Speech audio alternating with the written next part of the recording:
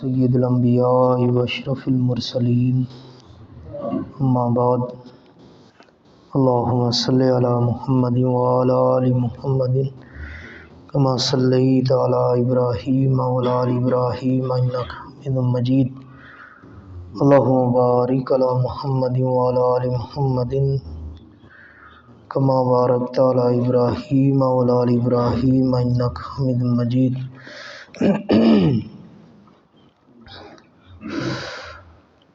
آج کے سبق میں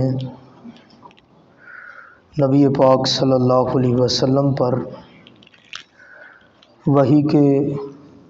نزول کے متعدد طریقوں کے بارے میں بیان ہے۔ بعض علماء نے جیسا کہ حضرت امام حلیمی رحمۃ اللہ علیہ نے وحی کے 46 طریقے بتائے، لیکن بلا شبہ وحی کے حوالے سے 46 طریقے بتلانا یہ ایک مبالغے پر مبنی بیان ہے، اور حضرت حافظ ابن حجر رحمۃ اللہ علیہ نے فتح الباری میں امام حلیمی رحمۃ اللہ علیہ کے اس بیان کو اس طرح مؤول کیا ہے، تعویل اس طرح فرمائی ہے کہ شاید انہوں نے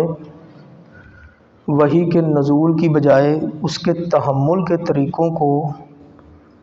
نزول کے طریقے بنا دیا۔ یہ بات آگے اگلے سبقوں میں آئے گی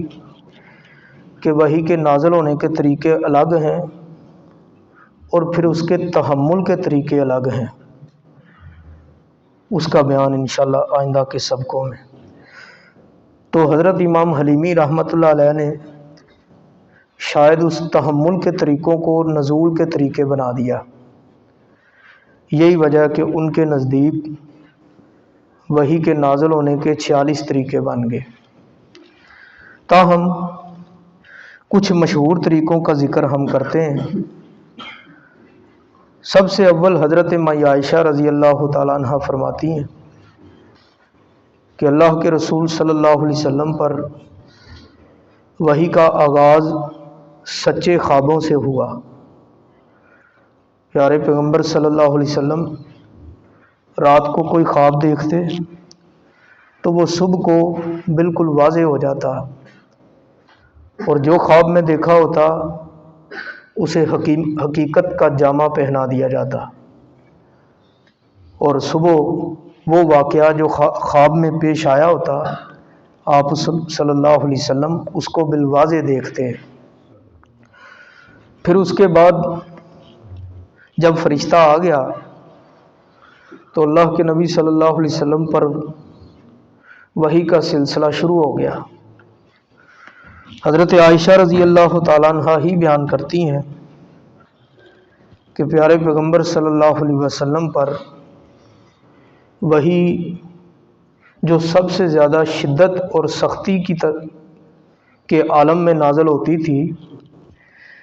وہ یہ تھی کہ آپ صلی اللہ علیہ وسلم فرماتے مجھے گھنٹی کی آواز سنائی دیتی۔ صحیح بخاری شریف میں یہ بیان موجود ہے۔ اب اس گھنٹی کی آواز کی مختلف تعویلات کی گئیں۔ بعض علماء نے کہا کہ یہ فرشتے کی آواز تھی، بعض نے کہا کہ جب فرشتہ آتا تو وہ پھڑپھڑاتا تھا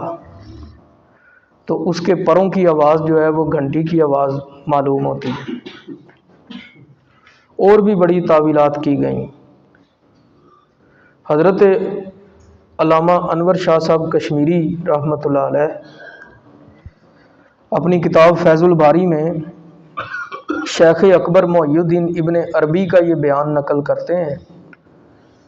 کہ انہوں نے کہا کہ اللہ کی ذات سمت سے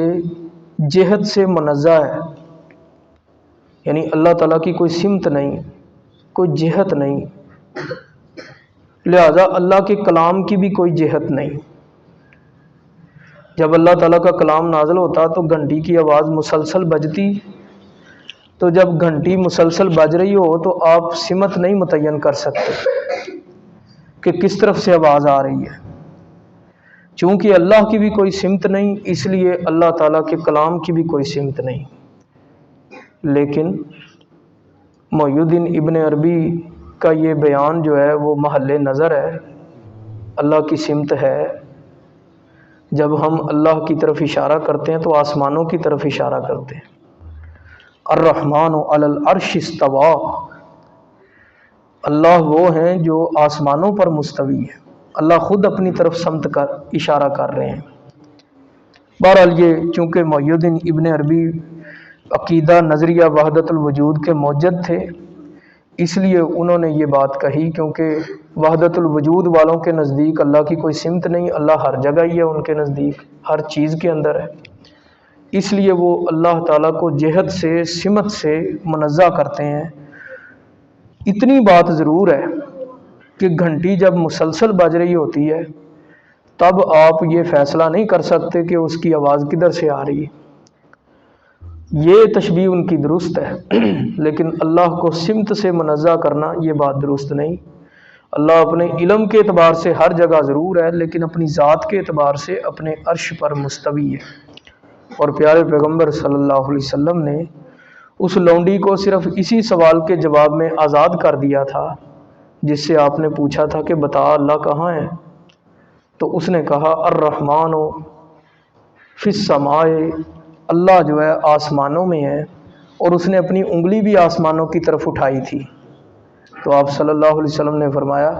اے کہا انہا مومنہ، اس کو آزاد کر دے، یہ مومنہ عورت ہے۔ تو جب انگلی اٹھا دی سمت متعین ہو گئی کہ اللہ آسمانوں پر ہے۔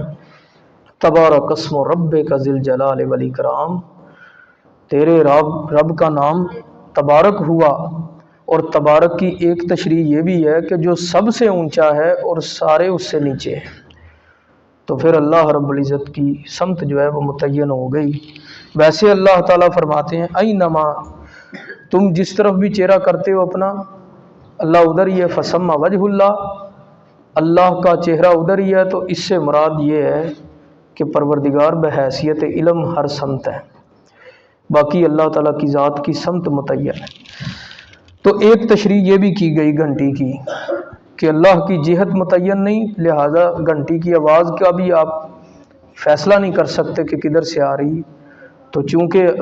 قرآن اللہ کا کلام ہے تو اس لیے اس کی بھی جہت متعین نہیں تھی۔ تو یہ مختلف توجیحات تھیں گھنٹی کی آواز کی۔ باقی اللہ کے رسول صلی اللہ علیہ وسلم پر یہ طریقہ وحی بہت جو ہے وہ سخت ہوتا تھا۔ ان مختلف توجیحات کے ساتھ ساتھ میرے ذہن میں ایک اور توجیہ آئی ہے، اس کو میں بیان تو نہیں کرنا چاہتا تھا، لیکن آپ کی معلومات کے لیے ضروری ہے کہ پاکستان کا ایک مولوی جس کو شیخ القرآن بھی کہا جاتا ہے اور جو منہاج القرآن لے کر چلتا ہے، سیاست دان بھی ہے اور جو ہے وہ ڈاکٹر بھی ہے اور پتہ نہیں کیا کچھ ہے، اور جس کا مطمع نظر ہمیشہ یہ رہا ہے کہ مغرب اور اہل مغرب کو خوش کرنا ہے، صحیح مسلم شریف کی اس حدیث کی تشریح کرتے ہوئے وہ کہتا ہے کہ دیکھو جی اللہ تعالیٰ نے جو ہے گھنٹی کی آواز اپنی وحی کے لیے مقرر کی، تو اس کا مطلب یہ ہوا کہ اللہ کو میوزک پسند ہے۔ اگر